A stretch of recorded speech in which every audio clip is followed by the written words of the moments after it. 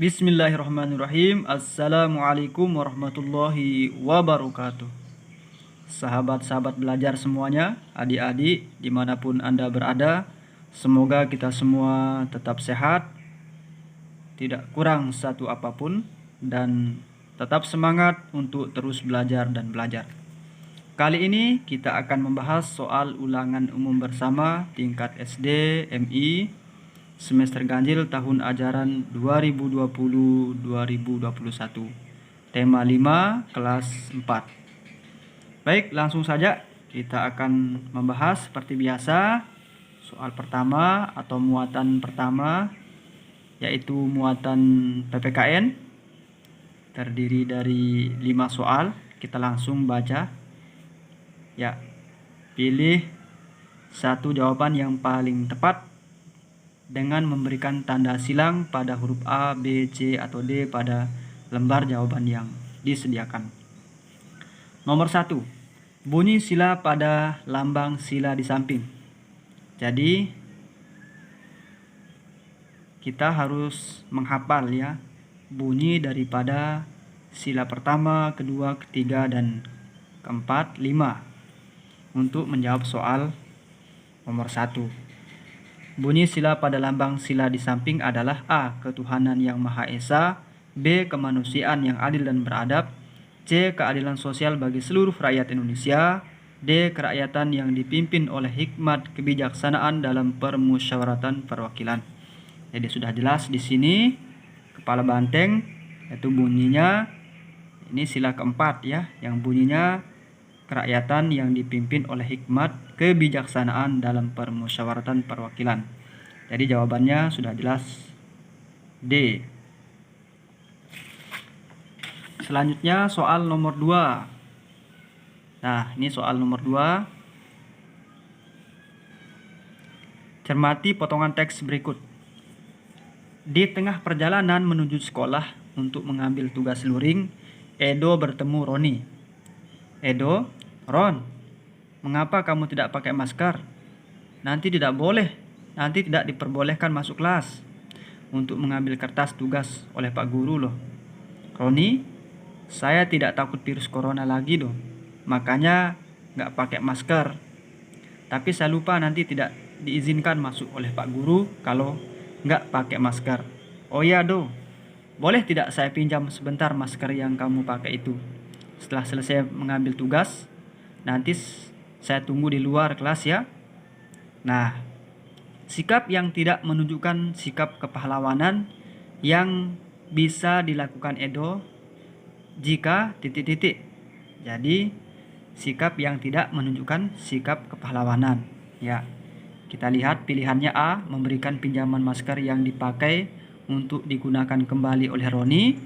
B. Menjelaskan kepada Roni bahwa yang dilakukan akan membahayakan banyak orang. C.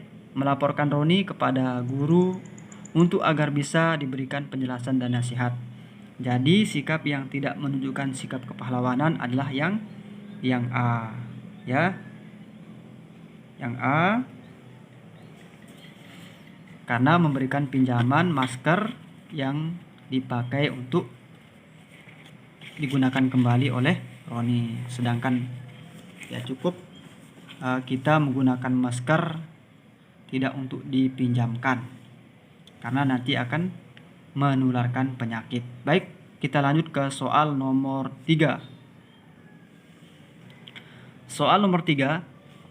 Jika kamu mendapat nilai yang tidak baik ketika ulangan, sikap yang harus kamu terapkan adalah A. Menyembunyikan dari orang tua, B. Belajar dan berlatih lebih giat, C. Tidak peduli terhadap nilai yang diperoleh, D. Merasa puas karena ada nilai yang lebih rendah. Nah, jadi sikap yang harus kita terapkan adalah apa? Belajar dan berlatih lebih giat supaya mendapat nilai yang lebih baik. Jadi jawabannya adalah B. Kemudian soal nomor 4. Nah, soal nomor 4 ini ada cerita, ada teks, maksudnya cermati teks berikut. Pada tahun pelajaran 2020-2021, SD Nusantara masih berstatus zona merah. COVID-19 sehingga pembelajaran tatap muka belum bisa dilaksanakan. Pak Epul sebagai wali kelas 4 melaksanakan pembelajaran secara luring dan daring untuk memudahkan koordinasi dan komunikasi proses pembelajaran. Pak Ipul ingin membentuk pengurus kelas dengan melakukan pemilihan umum melalui pertemuan Zoom meeting. Pada pertemuan Zoom meeting, Pak Ipul beserta siswa musyawarah membentuk bakal calon yang diajukan siswa. Setelah melakukan musyawarah dengan masing-masing siswa, diberi kesempatan untuk mengeluarkan pendapatnya. Nah, teks di atas berisi tentang pengamalan sila ke. Ya, jadi kalau kita lihat dari kita amati dari teks di atas yaitu sila keempat, isinya tentang musyawarah, ya. Ya, jadi pengamalan sila keempat itu yaitu berkaitan dengan musyawarah untuk mengambil keputusan bersama, ya. Sedangkan sila kedua yaitu tentang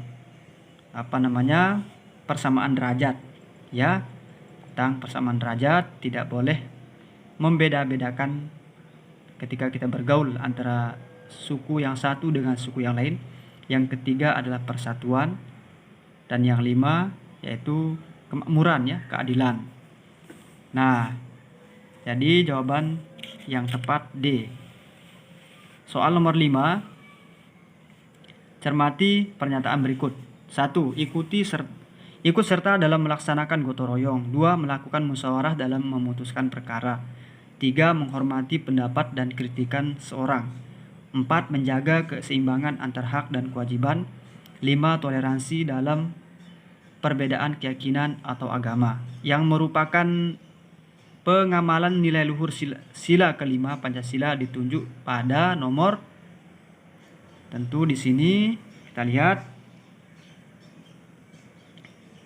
ikut serta dalam melaksanakan gotong royong itu ya masuk sila kita garis bawahi dulu, ini sila kelima, ya, sila kelima. 1, ini sila kelima, ya. Melakukan musyawarah sila keempat.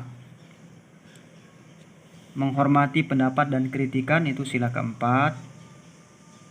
Menjaga keseimbangan antara hak dan kewajiban masuk sila kelima. Toleransi dalam perbedaan keyakinan atau agama sila pertama. Jadi sudah jelas di sini 1 dan 4. Jawabannya yang tepat adalah yang B. Nah, sekarang muatan bahasa Indonesia. Nah, ini ada teks untuk menjawab soal nomor 6 sampai nomor 8. Bacalah teks berikut dengan cermat untuk menjawab soal nomor 6 sampai nomor 8. Tuan Guru Kiai Haji Muhammad Zainuddin Abdul Majid yang merupakan satu-satunya pahlawan dari Provinsi NTB lahir di Kampung Bermi, Desa Pancor, Kecamatan Rarang Timur, Lombok Timur, Nusa Tenggara Barat pada tanggal 19 April 1908 atau 17 Rabiul Awal 1316 Hijriah. Orang tuanya adalah Tuan Guru Haji Abdul Majid dan Hajah Halimah As-Sa'diyah. Beliau beri nama kecil Muhammad Sagap berdasarkan peristiwa yang terjadi 3 hari sebelum kelahirannya. Kala itu ayahnya didatangi oleh 2 waliullah dari Hadratul Maut dan Maghribi. Kebetulan keduanya memiliki nama yang sama, yaitu Sagap.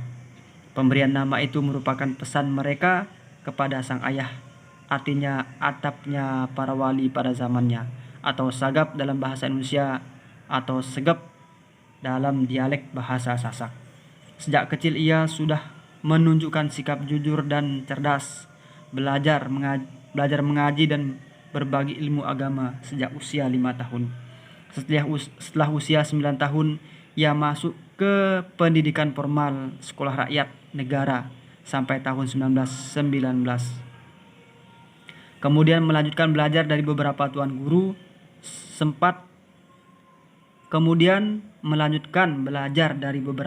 setempat seperti Tuan Guru Haji Sarafuddin dan Tuan Guru Muhammad Said dari Pancor dan Tuan Guru Abdullah dari Desa Kelayu. Lombok Timur. Mereka mengajarkan ilmu agama menggunakan sistem halakoh, yaitu dengan duduk bersila di atas tikar dan mendengarkan guru membaca kitab, lalu kembali dibaca bergantian oleh para murid. Nah, ini adalah teks ya untuk menjawab soal nomor 6. Baik, kita lihat apa pertanyaannya. Pertanyaan nomor 6 dari teks di atas, tokoh yang diceritakan pada teks bacaan di atas adalah Tuan Guru Haji Muhammad Zainuddin Abdul Majid. Jadi yang benar adalah yang A. Pernyataan yang tidak sesuai dengan paragraf kedua. Oke, kita perhatikan. Pilihannya A. Sagap merupakan nama kecil Tuan Guru Haji Muhammad Zainuddin Abdul Majid. B. TGH Muhammad Zainuddin Abdul Majid memiliki sifat jujur. C. Usia 9 tahun Tuan Guru Haji Muhammad Zainuddin Abdul Majid masuk pendidikan formal. D. Tuan Guru Haji Muhammad Zainuddin Abdul Majid berguru kepada Tuan Guru Haji Sarafuddin.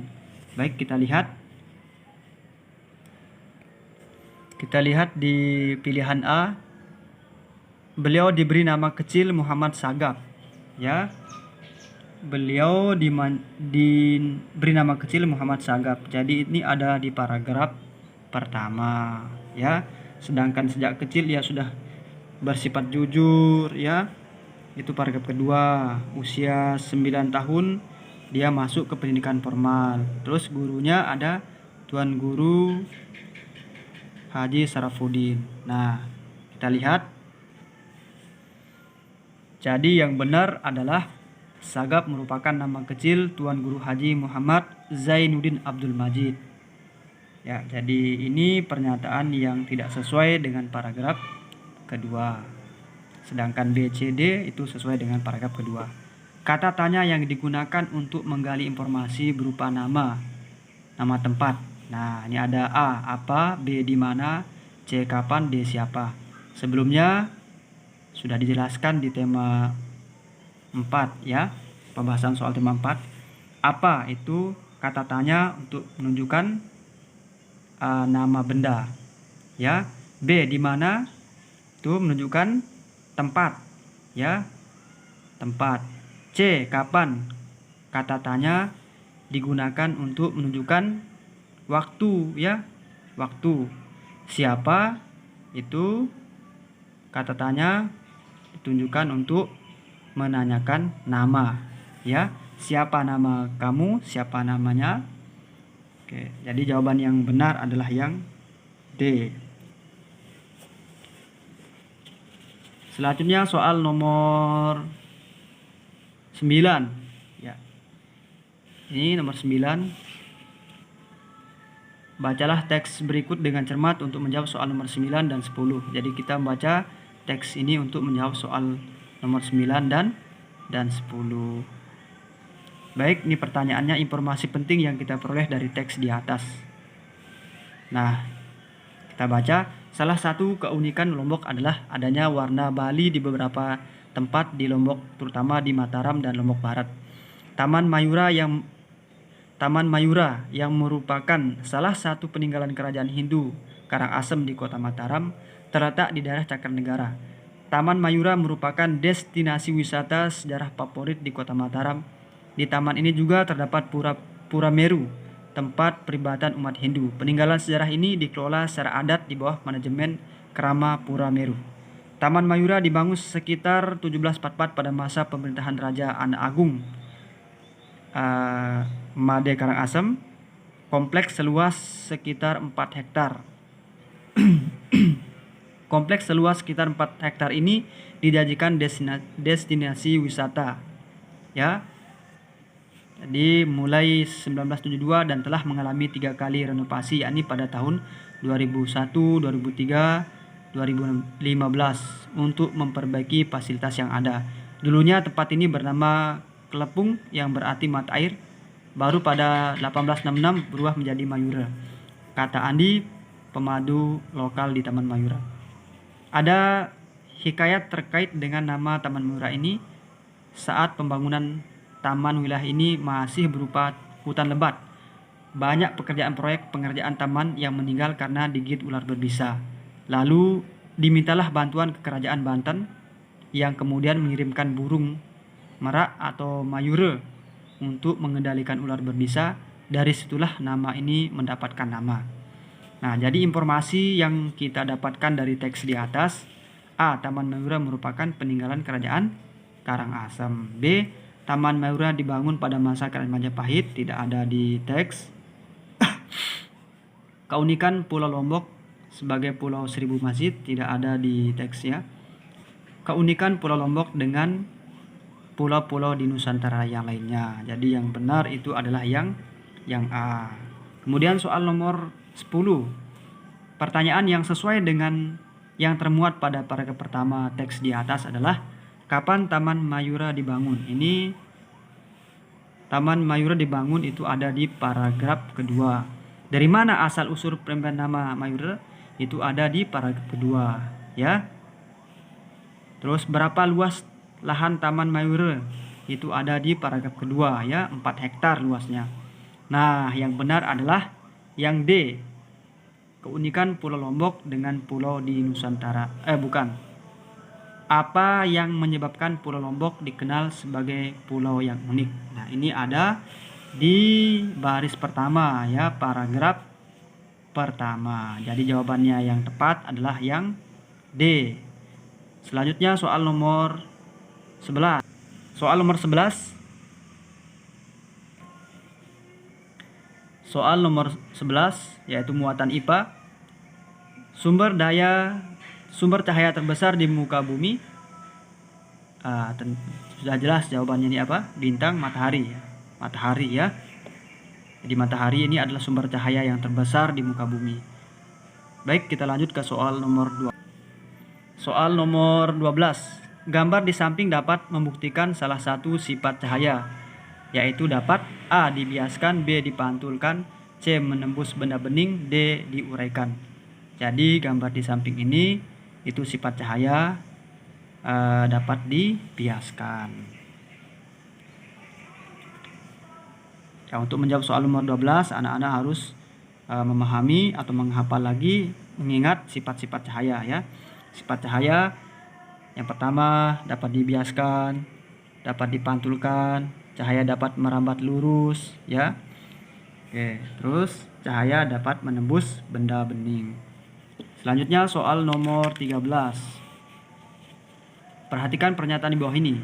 Pernyataan yang benar tentang sifat cahaya adalah: cahaya dapat dibiaskan. Cahaya termasuk bentuk energi. Cahaya dapat menembus benda gelap. Cahaya merambat lurus. Jadi yang sesuai dengan pernyataan ini adalah A. 1 dan 2, B. 1 dan 3, C. 2 dan 3, D. 3 dan 4. Jadi nomor 13 jawabannya adalah 1 dan 2. Cahaya dapat dibiaskan. Cahaya termasuk bentuk energi. Oke, kalau 1, 3 salah. 2, 3 juga ya. Dan 3, 4 juga. Oke, baik. Jadi yang benar adalah yang A. 13A. Nah, kemudian soal nomor 14. Awak kapal selam yang berada di kedalaman laut dapat mengamati permukaan laut menggunakan A. mikroskop, B. periskop, C. teleskop, dan D. teropong. Jadi yang benar itu periskop ya. Ini periskop ini digunakan oleh kapal selam ya, oleh awak kapal selam yang berada di kedalaman laut untuk mengamati permukaan laut. Nah, kalau mikroskop itu untuk mengamati benda-benda kecil, sedangkan teropong itu atau teleskop untuk mengamati benda-benda yang jauh. 15. Edo memiliki cermin dengan ciri-ciri antara lain semu, tegak, dan diperkecil. Cermin yang dimiliki Edo adalah, nah soal nomor 15 ini jawabannya cermin cembung. Ingat, kalau cembung itu kata kuncinya itu diperkecil ya. Cembung. Cembung itu diperkecil. Ingat, P TM diperkecil, tegak, maya atau semu ya. Sedangkan cekung itu TMB, tegak, terbalik, maya atau D-nya tuh diperbesar kalau cekung. Sedangkan datar yaitu T ya, tegak, bayangan sesuai dengan aslinya ya, sama nyata. Nah, jadi soal nomor 15 ini jawaban yang tepat itu yang A ya. Yang A. Cermin cembung itu banyak dimanfaatkan di spion mobil atau sepeda motor ya. Oke, baik. Soal berikutnya muatan IPS. Soal nomor 16. Puncak kejayaan Kerajaan Majapahit dicapai ketika dipimpin oleh Raja A. Raden Wijaya, B. Jayanegara, C. Hayam Wuruk, D. Gajah Mada. Ini D ya. D. Jadi puncak kerajaan Majapahit dicapai ketika dipimpin oleh Hayam Wuruk, yang nama patihnya Patih Gajah Mada. Kalau Raden Wijaya itu sebagai pendiri kerajaan Majapahit ya, pendiri kerajaan Majapahit. Selanjutnya soal nomor 17. Tokoh pada gambar berikut yang merupakan pahlawan nasional dari Provinsi Nusa Tenggara Barat adalah, ini kita lihat ya. Oke, yang mana tokoh atau pahlawan nasional dari Nusa Tenggara Barat ya. A ini itu dari Sulawesi Selatan ya, dari Makassar, namanya Sultan Hasanuddin. Kalau yang B ini Tuan Guru Haji Muhammad Zainuddin Abdul Majid, atau sering kita kenal dengan Tuan Guru Maulana Syekh. Nah, ini dari NTB. Oke. Terus yang C. Ya, C ini adalah Ki Hajar Dewantara ya, Bapak Pendidikan. Sedangkan yang D itu Sultan Iskandar Muda dari Aceh. Nah, ini anak-anak Tuan Guru Zainuddin Abdul Majid ini pendiri NW ya, Nahdlatul Wathon ya. Ini kakek buyutnya Mas Nabil, Nabil Rahmani. Baik, kita lanjut ke soal nomor 18. Soal nomor 18, tokoh penting dalam pertempuran 10 November 1945 di Surabaya. A. Bung Tomo, B. Patimura ya, Kapitan Patimura, C. Silas Parape, D. Sisingamangaraja. Jadi yang tepat itu, yang benar itu Bung Tomo ya. Ini yang menyemangati para pemuda ya, para pahlawan waktu itu ya, Bung Tomo. Dengan kita kenal dengan pidatonya yang luar biasa menggentarkan jiwa ya. Baik, nomor 19. Salah satu peninggalan kerajaan Aceh yang terkenal yaitu A. Candi Borobudur, B. Kitab Sutasoma, C. Masjid Agung, D. Masjid Raya Baitur Rahman. Nah, jadi yang benar itu Masjid Raya Baitur Rahman ya. D, jawabannya adalah D. Sedangkan Masjid Agung Demak itu Kerajaan Demak. Nah, terakhir soal nomor 20. Pasangan yang tepat antara tokoh pahlawan dengan daerah asalnya. Nah, A. Balaputra Dewa, nama kerajaannya Majapahit. B. Mulawarman, nama kerajaannya Kediri. C. Purnawarman, nama kerajaannya Kutai. D. Sultan Hasanuddin, nama kerajaannya Goa. Jadi yang benar itu yang D ya. Sultan Hasanuddin itu nama kerajaannya Goa ya, kerajaan Goa Talo dari Sulawesi Selatan atau Makassar. Sedangkan Balaputra Dewa itu kerajaan Sriwijaya. Purnawarman itu raja yang berasal dari daerah Cirebon ya. Oke. Baik, demikian pembahasan soal tema 5. Mudah-mudahan bermanfaat. Lebih kurangnya Sekian, assalamualaikum warahmatullahi wabarakatuh.